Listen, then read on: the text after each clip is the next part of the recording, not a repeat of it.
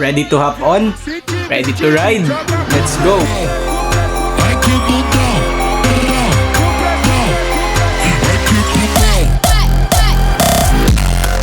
Hi, I'm Sai!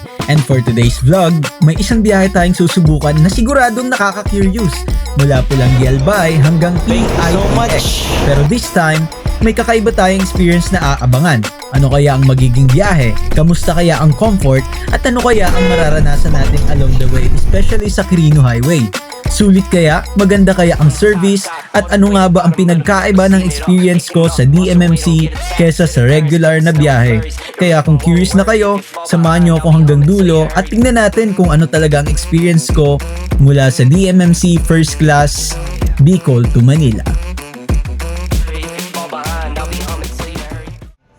5 PM nga ay pumunta na ako sa Pulangi Integrated Transport Terminal para ipacheck ulit kung sino ang bus na masasakyan natin, at dito nga ay na-confirm ko na si 11181-11 ang sasakyan natin na first class. Titignan natin ang experience na to at early dapat kayo 30 minutes before yung pinaka-departure ng bus para hindi kayo maiwan. Bali, nandito na kami at exactly 17:09. It's roughly 5:09 PM at 5:30 daw darating yung bus, which is si DMMC, at hihintayin na lang namin. Nandito na ako sa may PITT. At exactly 5:30 PM, dumating na ang bus. Pagdating pa lang natin, sinalubong na agad tayo sa entrance ng bus ng ating kuya driver at ticketing in charge. Sobrang warm ng welcome nila, kaya points agad sa very accommodating na pag-welcome sa mga pasahero. Wala pang 5 minutes ay umalis na tayo dahil ako lang siguro ang sumakay dito sa may PITT. After nito ay didiretso na tayo sa may Iriga at doon ulit magpipick up ng mga passengers. Makikita rin natin first time ang Iriga Terminal dahil first time ko ring mapupunta doon. Grabe, hindi ko nga ina-expect na ito palang si Kuya Driver number 1 ay follower pala natin at nakasubaybay pala sa mga video natin. Sabi niya nga, biro niya, akala niya sa Alps na naman tayo sasakay, pero sabi ko hindi. Susundin natin yung gusto ngayon ng mga followers na sakyan natin si DMMC. Grabe, dito pa lang sa part na to, parang lumulutang na naman yung experience natin kasi sobrang smooth talaga ng Seatold Pro na Yutong sakyan at marami pa tayong ma-experience mamaya pa along the road.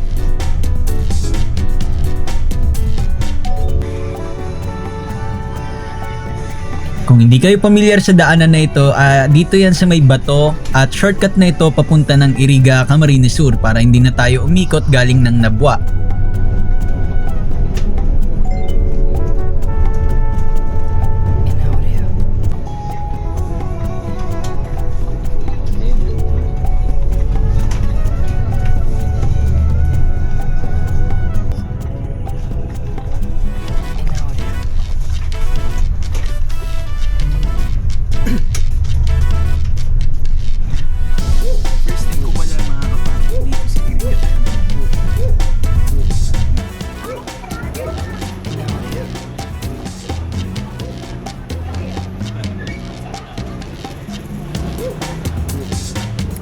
Andito yung kilala nyo, yung sikat na si Dash 14. Nakita ko siya, andito. Pero doon kasi ako sa kabila nakasakay at kasi galing akong Pulangi at hindi to dumadaan kasi yung galing Iriga kasi yung Dash 14 na sinasabi nyo. Pero sana soon masakyan ko siya. Dito muna tayo ngayon sa ngayon. Grabe, unang tingin pa nga lang sobrang pogi talaga ng bus na to. Hindi ko alam kung ano yung appeal na meron si Seatold Pro pero sobrang lakas talaga ng dating.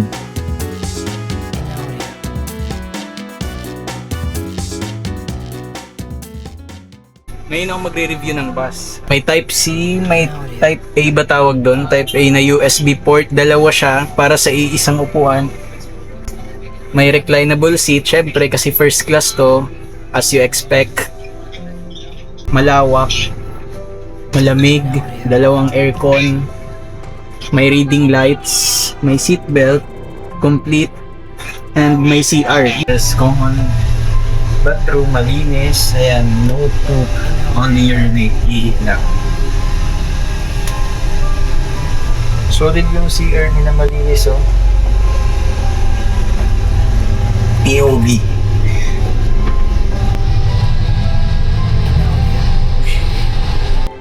Pero so far, walang unusual na amoy, sobrang linis. Yun lang yung masasabi ko sa ngayon. More than 45 minutes nga tayo dito sa may Iriga, pero after that ay nagdire-diretso na rin tayo para sa ating next meal stop. Hindi pala ako pamilyar sa meal stop nila at malalaman na lang natin mamaya along the way.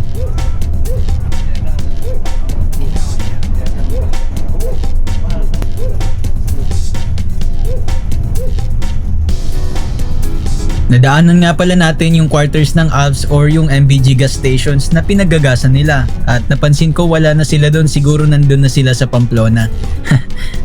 Nakakasabay nga natin sa munting aksyon si Mega Bus at galing ata siya ng Samar kung hindi ako nagkakamali. Pero correct me if I'm wrong kung mali ako.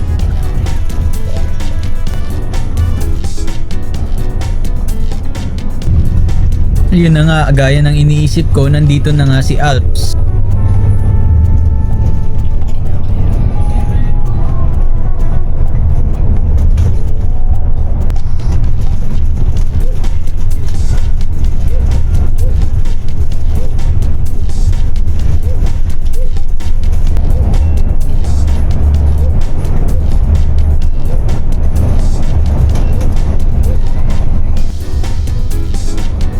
Few kilometers na nga lang sa kahabaan ng Libmanan, Camarines Sur ay malapit na rin tayo sa ating meal stop.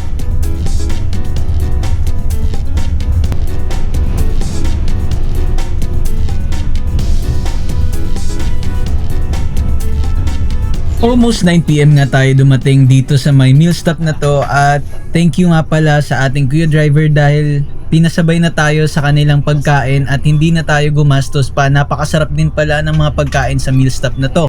Ang aming pakiusap po lamang ay huwag mag-iwan ng basura sa kinainan at huwag dadalhin ang aming kubyertos. At dito na rin nagpalit ng driver number 2. At dito na rin tayo magsisimula sa mga lubak at mahaba-habang biyahe papunta ng next meal stop natin. Hindi pa natin sure kung saan ang next meal stop natin pero ang pagkakaalam ko kay DMMC ay sa Sariaya, Quezon.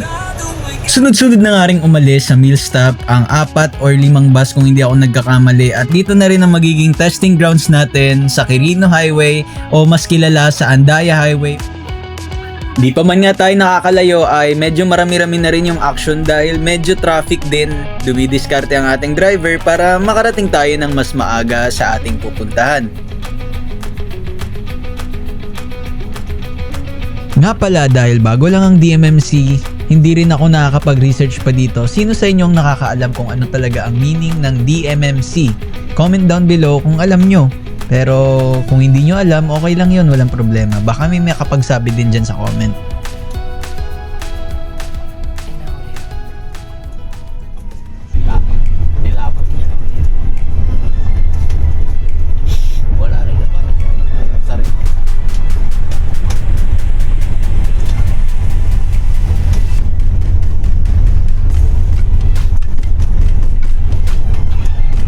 Sa tingin nyo guys, ilang oras kaya ang biyahe ng Davao Metro Shuttle mula sa Davao?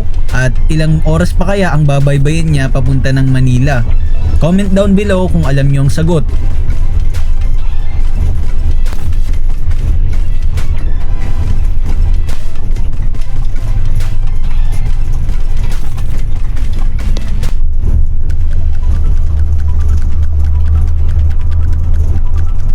Ilang beses na ako nakasakay sa Seattle Pro pero hindi ko alam pero parang malakas talaga tong Seattle Pro na to na modelo.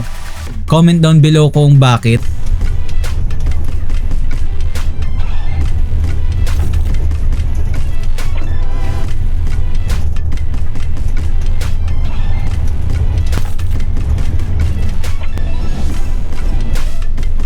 Grabe kahit umu-overtake, alam nyo yung feeling na para kayong nakaupo sa foam na parang may spring. Parang ganun lang yung pakiramdam, hindi nyo mararamdaman na kumakaldag siya. Napaka-smooth talaga. Sobrang naa-amaze ako dahil dito, puntos na naman to para sa DMMC. Napapalaban na nga tayo sa mga lubak pero napakaganda pa rin ng suspension, talagang may ilalaban ang Seattle Pro ni Yutong. Ewan ko lang sa mga susunod pang daanan na madadaanan natin, tignan natin mamaya.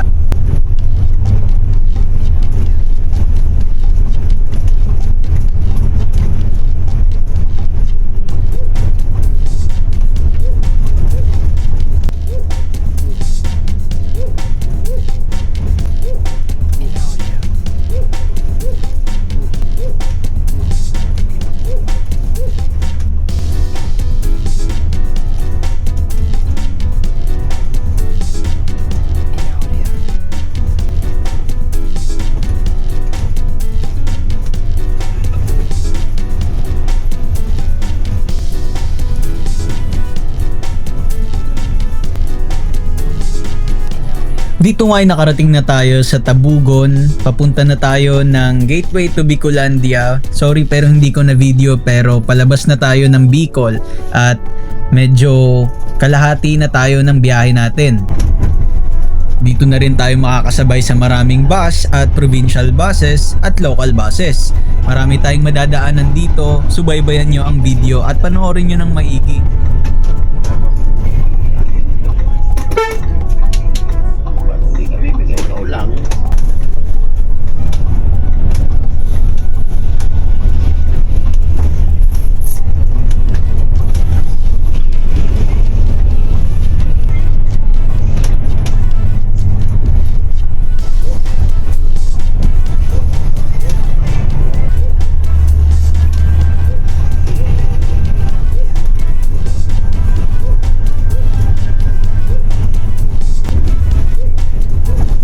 Kayo ba, nakasakay na ba kayo sa provincial bus? At kung saan man yan, comment down below kung ano yung pinakamalayong binyahe nyo, north man yan o south.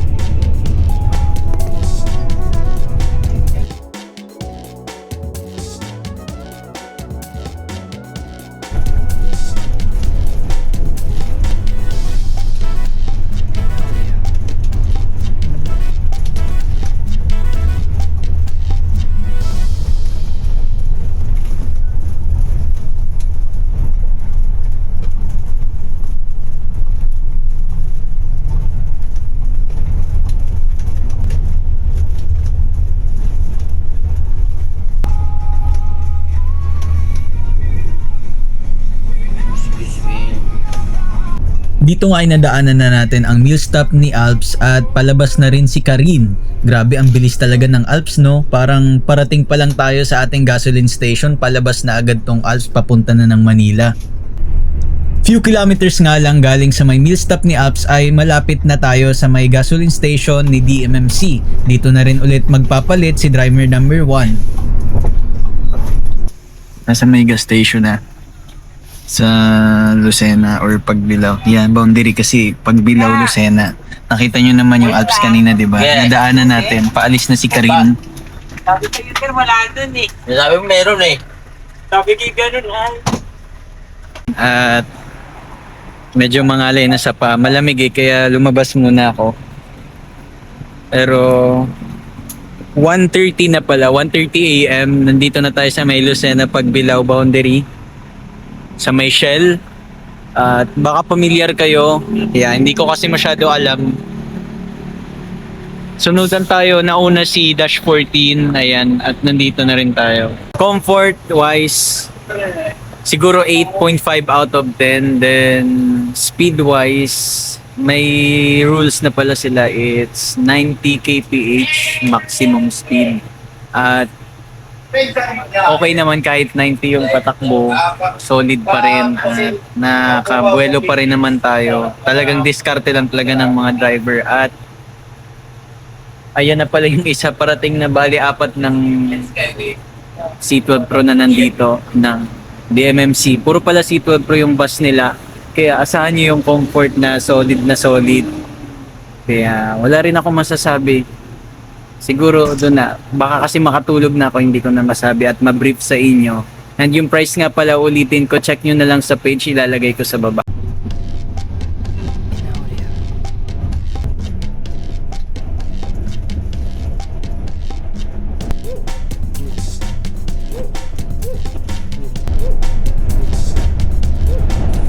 Few minutes nga ay nakarating na ulit tayo sa second meal stop at hindi nga ako nagkamali, guys.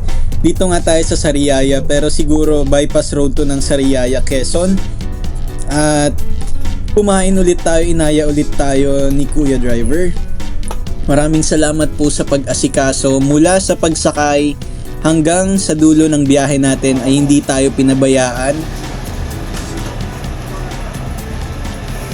So far, ito na yung pinaka-solid na napuntahan ko na meal stop sa rami ng meal stop na napuntahan ko. Kasi tignan nyo yung putahe. As in, napakasasarap niya.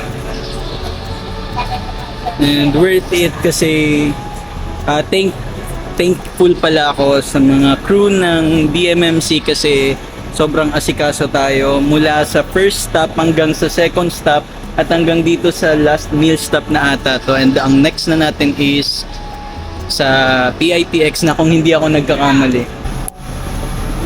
Naputol pala yung sinasabi ko kanina kasi kinausap ako nung dun sa may kaera. Yun nga pala sabi ko, isa na yun sa pinakasulit na food stop na napuntahan ko so far. Kasi marami na ako napuntahan kay Kagsawa, kay Raymond, kay Alps, especially kay Alps, alam niyo naman yun. Pero yun talaga, solid. Balik na tayo dito.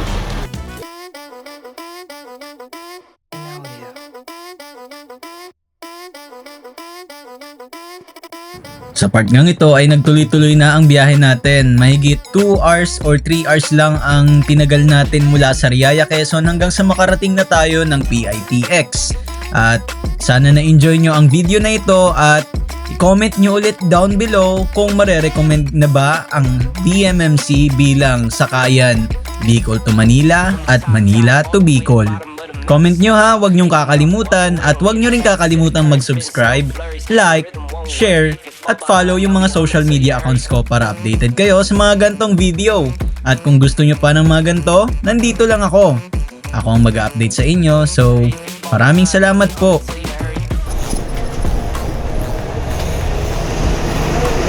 Thank you po. Ingat po sa Pasay po. Ingat, ingat. Thank you. Thank you so much.